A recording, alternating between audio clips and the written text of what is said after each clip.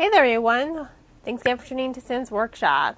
Today we're going to be talking about Song of Silver Flame Like Night by Emily Wenzel. This is the first in a YA fantasy series by this author that is actually part of a subgenre of fantasy called Zhanzia. Now, this is a growing subgenre of fantasy influenced not just by Chinese mythology, but also Taoism, Buddhism, Chinese martial arts, traditional Chinese medicine, Chinese folk religion, Chinese alchemy, and other traditional Chinese elements.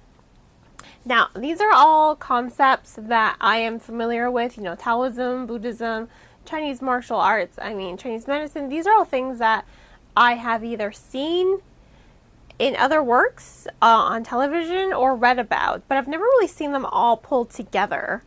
So I think that was really, really interesting because it is the foundation of the magic system of the Last Kingdom, the protagonist kingdom.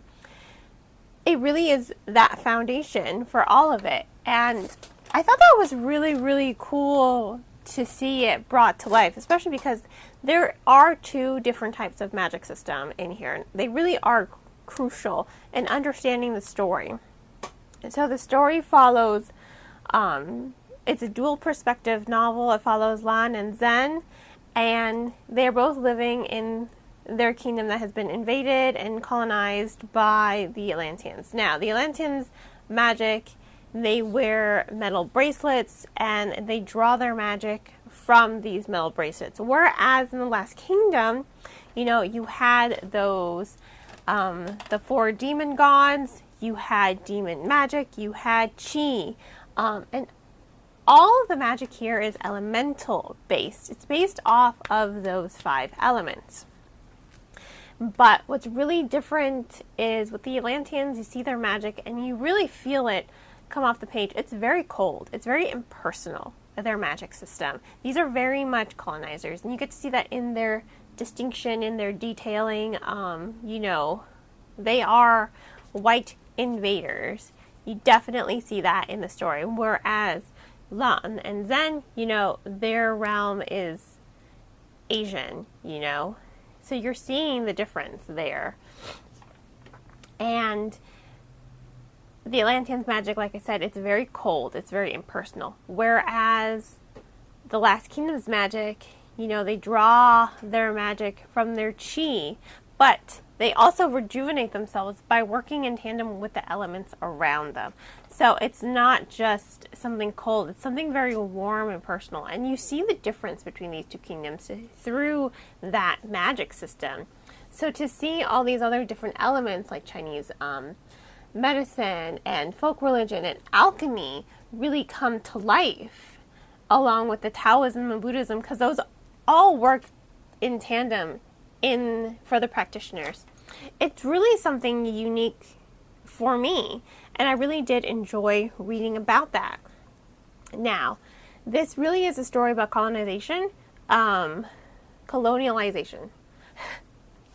That word trips me up sometimes. And you really see that brought to life through the characterization.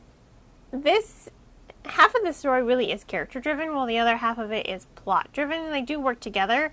The characterization is, I think, really critical here because you're seeing these two characters, Lan and Zen, and you're seeing how differently they've been affected by the Atlanteans.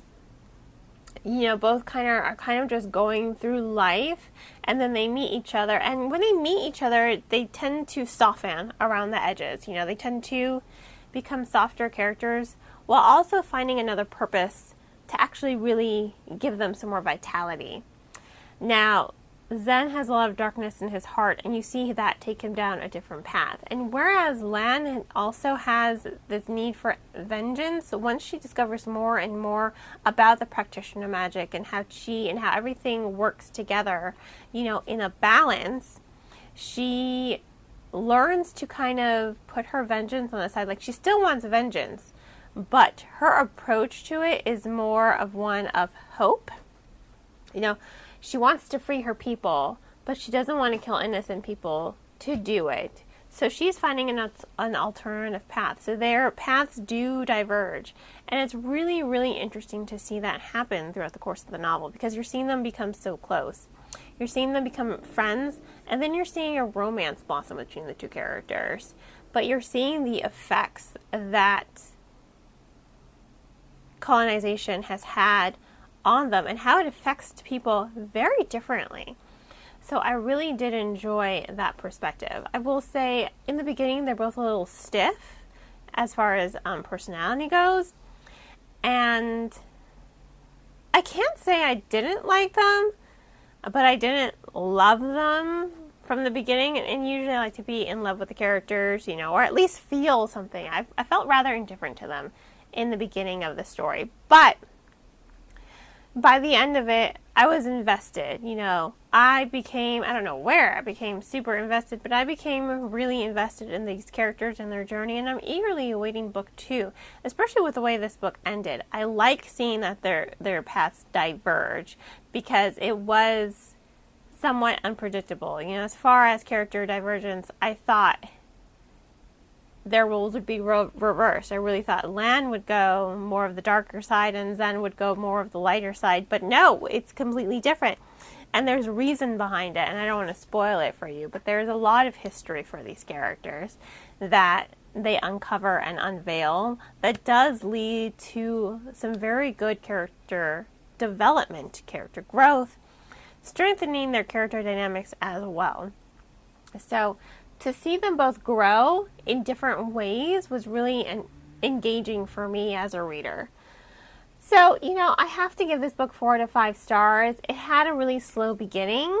I'd say the first quarter of the book was rather slow, but once I got past that little bump, it really did start to pick up pace. The characterization started to really jump off the pages, and the character development was very much present in the development of the plot as well.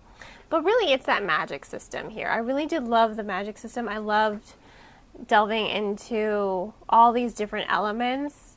And I'm really a fan of this new subgenre, so I need to read more of it.